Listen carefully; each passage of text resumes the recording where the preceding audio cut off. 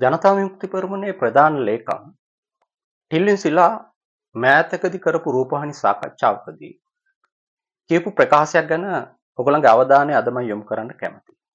ඒක ඇත්ත වශයෙන්ම ජාතික ආරක්ෂාව සම්බන්ධ ප්‍රකාශයක්.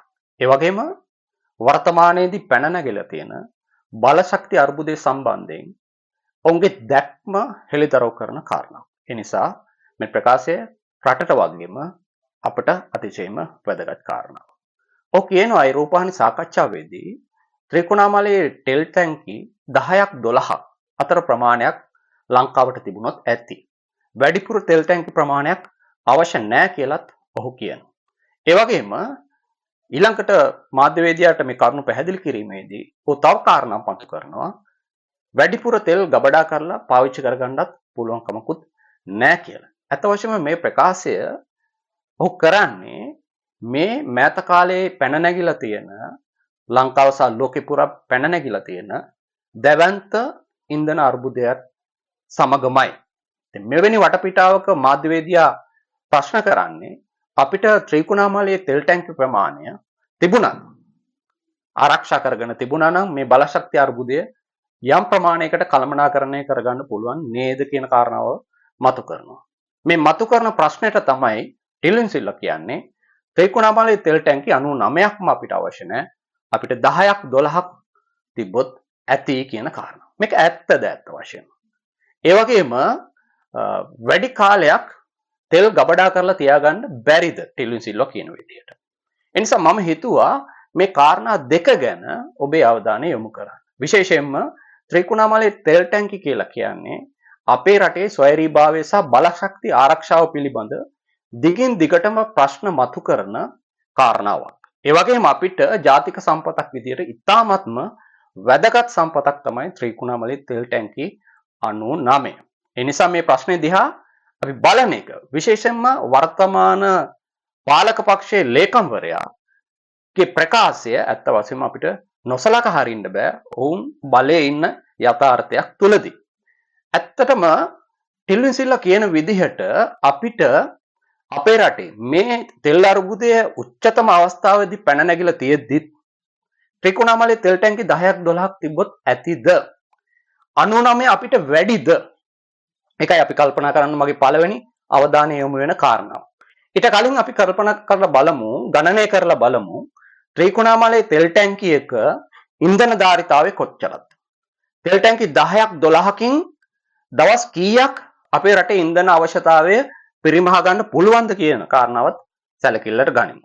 එතකොට තමයි අපිට තේරුම් ගන්න පුළුවන්කම ලැබෙන්නේ ටිල්වින් සිල්වාගේ ප්‍රකාශය ඇත්තටම විද්‍යාත්මකද එහෙම නැත්නම් කියන්නම් වාලේ කරපු ප්‍රකාශයක්ද කියන කාරණාව මේ තේරුම් ගැනීම ASCII තමයි අපිට එහි සත්‍ය අසත්‍යතාවය ගණනය කරගන්න පුළුවන්කම තියෙන්නේ. ත්‍රිකුණාමලයේ තියෙනවා තෙල් ටැංකි 99ක්. මේ තෙල් ටැංකි සමහර තැන්වල කියනවා මේ තෙල් ටැංකි 101ක් තියෙනවා කියලා. මේ තෙල් ටැංකි අපිට ලබලා දුන්නේ බ්‍රිතාන්‍ය ජාතිකයන් 1920 දී ඔවුන් මේ තෙල් ටැංකි ත්‍රිකුණාමල වරාය ආශ්‍රිතව අක්කර 850ක භූමි ප්‍රමාණයක ඉදි කරන්න පටන් ගත්තා. 1930 දී මේ තෙල් ටැංකි ඉදි කරලා අවසන් වුණා. 99ක් 101ක් ඉදි කරා කියලා තමයි ඉතිහාසයේ සඳහන් වෙන්නේ. ඔවුන් 99 වෙනි තෙල් ටැංකිය ඉදි කරලා නැහැ. එය අසුබ සංඛ්‍යාවක් නිසා. ඒ වගේම 1942 දී 91 වෙනි තෙල් ටැංකිය ජපන් ගුවන් යානා ප්‍රහාරයක් විසින් සම්පූර්ණයෙන්ම විනාශ වෙලා තියෙනවා. අද අපේ ගුවන් හමුදා කෞතුකාගාරයේදී ඒ විනාශ වෙච්ච තෙල් ටැංකියේ සුන්බුන් නටබුන් ඔබ කාටත් බලා ගන්න පුළුවන් කමක් තියෙනවා. ඒ නිසා දැනට ඉතිරි වෙලා තියෙන්නේ තෙල් ටැංකි 99යි. හොඳයි. එතකොට මේ එක තෙල් ටැංකියක කොච්චර ඉන්ධන ගබඩා කරන්න පුළුවන් කමක් තියෙනවා? ත්‍රිකුණාමලයේ තියෙන එක තෙල් ටැංකියක ඉන්ධන මෙට්‍රික් ටොන් 10000ක් 12000ක් අතර ප්‍රමාණයක් ගබඩා කරන්න පුළුවන්. ඒ කියන්නේ 10000ක් ගබඩා කරන්න පුළුවන් ටැංකි ප්‍රමාණයකුත් තියෙනවා. මෙට්‍රික් ටොන් 12000ක් ගබඩා කරන්න පුළුවන් ටැංකි ප්‍රමාණයක් තියෙනවා. මෙට්‍රික් ටොන් 10000ක් කියලා කියන්නේ ඔලිම්පික් තරගයක ක්‍රීඩා වදින පිහිනුම් තටාක 5ක ප්‍රමාණයක්. මෙට්‍රික් ටොන් 10000ක් කියලා කිව්වම අපිට ඒක ලීටර වලින් ගණනය කරගන්න ඕන. එතකොට තමයි මේක අපිට කොච්චර ප්‍රමාණයක්ද කියලා ලැබෙන්නේ. හොඳයි. මෙට්‍රික් ටන් එකකට, ඒ කියන්නේ කිලෝ 1000කට ලීටර් 1165ක් අල්ලනවා. 1165ක් අල්ලනවා. ඒ කියන්නේ මෙට්‍රික් ටන් 10000කට ලීටර් මිලියන 11.65ක් අල්ලනවා. මෙට්‍රික් ටන් 12000කට ලීටර මිලියන 13.98ක් අල්ලනවා. ඒ කියන්නේ 14ක් විතර. ත්‍රිකුණාමලයේ තියෙන එක තෙල් ටැංකියක තෙල් පුරවන්න පුළුවන් ලීටර් මිලියන 11.6ක්. විශාලම තෙල් ටැංකියේ තෙල් පුරවන්න පුළුවන් මිලියන 14ක් තෙල් පුරවන්න පුළුවන් ලීටර් වලින්. ලංකාවේ තෙල් පරිභෝජනය කොහොමද? ලංකාවේ තෙල් පරිභෝජනය ගත්තොත් එහෙම දවසකට ලංකා ඛනිජ තෙල් නීතිගත සංස්ථාවේ වාර්තාවලට අනුව කියන්නේ දවසකට ලංකාවේ තෙල් පරිභෝජනය ලීටර් මිලියන 7.6ක් කියලා. ලීටර් මිලියන 7.6ක් කියලා තමයි කියන්නේ ලංකාවේ දවසක තෙල් පරිභෝජනය. පෙබරවාරි 28 වෙනිදා යුද්ධය ආරම්භ වීමත් සමගම මාර්තු 2 වෙනිදා ලංකාවේ ඉහළම තෙල් පරිභෝජනයේ වාර්තා වුණා කියලා ඛනිජ තෙල් නීතිගත සංස්ථාවේ වාර්තා පෙන්නලා දෙනවා.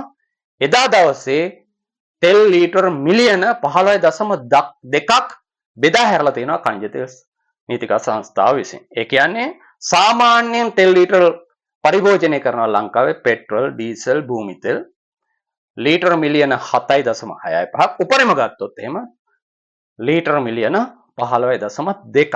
ටිල්වින් සිල්වා කියන විදිහට තෙල් ටැංකි 15කින් එහෙම නැත්නම් තෙල් ටැංකි 10කින් දවස් කීයක තෙල් පරිභෝජනය සම්පූර්ණ කරගන්න පුළුවන්. ඇත්ත වශයෙන්ම ඔහු කියන විදිහට ලංකාවට තෙල් ටැංකි 10ක් තිබුණා නම් දවස් 15ක තෙල් පරිභෝජනය විතරයි අපිට ආරක්ෂා කරගන්න පුළුවන්කම තිබෙන්නේ. උපරිම විදිහට ගත්තොත් එහෙම ලීටර දවස් ටැංකි 12ක් තිබුණොත් අපිට දවස් 18ක් විතර වගේ තෙල් පරිභෝජනයක් මේව කරගන්න. මේක රටට සුරක්ෂිත පදනමක්ද? අපිට තෙල් ටැංකි 99ක් තියෙනවා. හැබැයි මේ තෙල් ටැංකි 99ම අපි පරිභෝජනය කරොත් මතක තියාගන්න මාස 5යි දවස් 13ක තෙල් ආරක්ෂිත පරිභෝජනයක් අපිට පවත්වාගෙන යන්න පුළුවන්.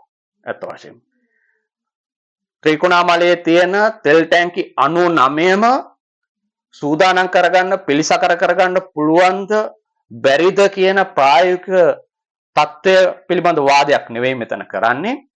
ඒක අපිට හිත ඇත්නම් පත කුඩාද කිව්වා වගේ අපිට අවශ්‍යතාවයක් තියෙනවා නම් වමනාවක් තියෙනවා නම් ජාතික ආරක්ෂාව සම්බන්ධයෙන් බල ශක්තිය සුරක්ෂිතතාවය සම්බන්ධයෙන් හැඟීමක් තියෙනවා නම් මේ 99 වුණත් අපිට ලොකු දෙයක් නෙවෙයි. 99ක් අපිට හදන්න නැහැ. හදලා තියෙන 99ක් ප්‍රතිසංස්කරණය කරන්න විතරයි තියෙන්නේ. මාධ්‍යවේදියා ඉහත සාකච්ඡාවේදී ප්‍රශ්න කරන්නේත් ඒකයි. රටේ පොදු ප්‍රශ්නයක් තියෙන්නේත් ඒකයි. විශේෂයෙන්ම ත්‍රිකුණාමලයේ තෙල් ටැංකි සම්බන්ධයෙන් අරගලයක හිටපු ඒවා ආරක්ෂා කරගන්න ඒවට ඉන්දියාවට ලබා දීමට එරෙහිව සටන් කරපු සටන් වැදුණු අදහස් පළ කරපු හැමදෙනාම දන්නවා ත්‍රිකුණාමලයේ තෙල් ටැංකි වල තියෙන වටිනාකම. බල ශක්තිය සුරක්ෂිතතාවය පිළිබඳ අගය මේ කවුරුත් දන්නවා. මේ තෙල් ටැංකි 99ම අපිට සුරක්ෂා කරගන්න පුළුවන්. ප්‍රතිසංස්කරණය කරලා සකස් කරගන්න පුළුවන් නම් ඇත්ත වශයෙන්ම මාස 5යි දවස් 13ක් අපේ රටේ බල ශක්තිය අර්බුදයකින් තොරව රට පාලනය කරගෙන යෑමේ හැකියාවක් තියෙනවා. ඒතකොට මේකෙන් අද පැන නැගිලා තියෙන කිසි ප්‍රශ්නයක් රටේ ජනතාවට ඇති වෙන්නේ නැහැ. උද්දමනයක් ඇති වෙන්නේ නැහැ. බඩු මිල ඉහළ යෑමක් ඇති වෙන්නේ නැහැ. අනාරක්ෂිත තත්ත්වයක් ඇති වෙන්නේ නැහැ. අනවශ්‍ය විදුලි කැපීමක් ඇති වෙන්නේ නැහැ. අනවශ්‍ය ජල කැපීමක් ඇති වෙන්නේ නැහැ. අනවශ්‍ය පීඩනයක් මිනිසුන්ට ඇති වෙන්නේ නැහැ අත්ත වශයෙන්ම. මාස 5ක් ස්ථාවරව පවත්වාගෙන යන්න පුළුවන් කියලා කියන්නේ ඉතා දීර්ඝ කාලයක් ලෝක අර්බුදයක් අස්සේ වුණත් අපේ රට ආරක්ෂිතව පාලනය කරන්න පුළුවන් ආරක්ෂිතව පවත්වාගෙන යන්න පුළුවන් තත්ත්වයක්. නමුත් තෙල්වින් සිල්ලාගේ අදහස කියන්නේ දවස් 15කට තිබුණා නම් ඇති. අදට මාස 2ක් සම්පූර්ණ වෙන්න තව දවස් කීපයයි අවශ්‍ය යුද්ධයට අදාළව. දවස් 15කින් මේක සම්පූර්ණ වෙලා නැහැ අත වශයෙන්. එහෙම ලෝක අර්බුදයක් දවස් 15කින් විසඳෙන්නෙත් නැහැ එක පැත්තකින් ගත්තොත්. ඒ නිසා පළවෙනි කරුණු දැක්වීමේදී ටිලින් සිල්වාගේ ප්‍රකාශය ඇත්ත වශයෙන්ම දුර බලලා එහෙම නැතිනම් අර්බුදයක් කළමනාකරණය කර ගැනීම අර්ථයෙන් කර ප්‍රකාශයක් නෙවෙයි. මේක වත්මන් ආණ්ඩුවේ දැක්මත් මේ වෙන්න පුළුවන්. මොකද ත්‍රිකුණාමලයේ තෙල් ටැංකිය විකිණීමට එරෙහි අරගලයකදී ඔහු ප්‍රසිද්ධ රැස්වීමකදී ප්‍රසිද්ධ විරෝධතා රැළියකදී කියනවා අපිට තෙල් ටැංකිය 20ක් තිබුණොත් උපරිම ඇති වැඩක් නැහැ 99 මොකටද කියලා අහනවා. ඔහු බලයටපත් වුණාන් පස්සේ ඒවා ඉන්දියාවට ලබා දීම සඳහා ගිවිසුම්පත් හොර රහසෙම ගහලා තියෙනවා. ඒ කරුණ අපි පස්සේ දවසක කතා කරමු. හරි. දැන් දෙවෙනි කාරණා. දෙවෙනි කාරණාව තමයි ටිලින් සිල්වා කියන විදිහට තෙල් ගබඩා කරපු තෙල් වැඩි කාලයක් පාවිච්චි කරගන්න බෑ. දිනවකවානු ඔහු ප්‍රකාශයටපත් කරේ නැහැ. අත වශයෙන් මේකත් අසත්‍ය ප්‍රකාශයක්. මේකත් අසත්‍ය ප්‍රකාශයක්. මම ඔබට කියන්නම් බොර තෙල් සාමාන්‍යයෙන් අවුරුදු 2ක් 3ක් ගබඩා තුල ආරක්ෂා කරගන්න පුළුවන්කම තියෙනවා. එතෙලින් සහිත පෙට්‍රල්, ඒ කියන්නේ නූතන පෙට්‍රල් දවස් 90ක් අපිට පාවිච්චි කරගන්න පුළුවන්. එතෙලින් නැති පෙට්‍රල්, එතෙලින් රහිත පෙට්‍රල් අපිට පුළුවන් අවුරුදු 2ක් 5ක් අතර කාලයක් ගබඩාවේ ආරක්ෂා සහිතව පාවිච්චි කරගන්න පුළුවන්. ඒ වගේම ඩීසල්, නවීන ඩීසල් මාස 6ක් කාලයක් අපිට ආරක්ෂා කරගන්න පුළුවන්. සල්ප අඩු ඩීසල් අපිට පුළුවන් අවුරුදු 10ක් දක්වා ගබඩාවල තැන්පත් කරගන්න. ඊළඟට තියෙන්නේ ගුවන් යානා ඉන්ධන. ගුවන් යානා ඉන්ධන අතවශ්‍යම ස්ථාවර ඉන්ධන බව කියලා කියනවා. ඒවා අවුරුදු 5ක් කිසි ප්‍රශ්නයක් නැතුව ගබඩා තුල ආරක්ෂා සහිතව පාවිච්චි කරගන්න පුළුවන්. ඒ නිසා ඇත්ත වශයෙන්ම ඉතා කෙටි කාලයක් නෙවෙයි. ඉතා දීර්ඝ අවුරුදු 2ක් 3ක් ඊටත් වැඩි කාලයක් නිශ්චිත ගබඩා තත්ත්වයන් යටතේ තෙල් ආරක්ෂා සහිතව පරිභෝජනය කරන්න පුළුවන්. ඒවා සතියෙන් දෙකෙන් එහෙම නැත්නම් මාසෙන් දෙකෙන් පාවිච්චි කරන්න ඕනි කියලා නියමයක් නැහැ. විද්‍යාත්මකව පැහැදිලි කිරීමක් නැහැ අත වශයෙන් ගත්තොත්. ඒ නිසා ටිලින් සිල්වාගේ දෙවෙනි ප්‍රකාශයත් අත වශයෙන්ම අසත්‍ය ප්‍රකාශයක්. ඔහු කරුණු දැන හෝ එහෙම නැත්නම් වැඩි දුරටත් පරීක්ෂා කරලා බලලා නෙවෙයි මේ ප්‍රකාශ ප්‍රසිද්ධ මාධ්‍ය ඉස්සරහ කියන්නේ. ප්‍රසිද්ධ මාධ්‍ය ඉස්සරහ කියන්නේ. අත වශයෙන්ම ඒවා අසත්‍ය ප්‍රකාශ. එක පැත්තකින් මේ ප්‍රකාශය රටේ මේ පැන නැගලා තියෙන අර්බුදය ගැන දුරදිග නොබලා කරපු ප්‍රකාශයක්. රටේ ජාතික ආරක්ෂාව පිළිබඳ අනාරක්ෂිත ප්‍රකාශයක් කියලා මේ ප්‍රකාශය හඳුන්වන්න පුළුවන් කමක් තියෙනවා.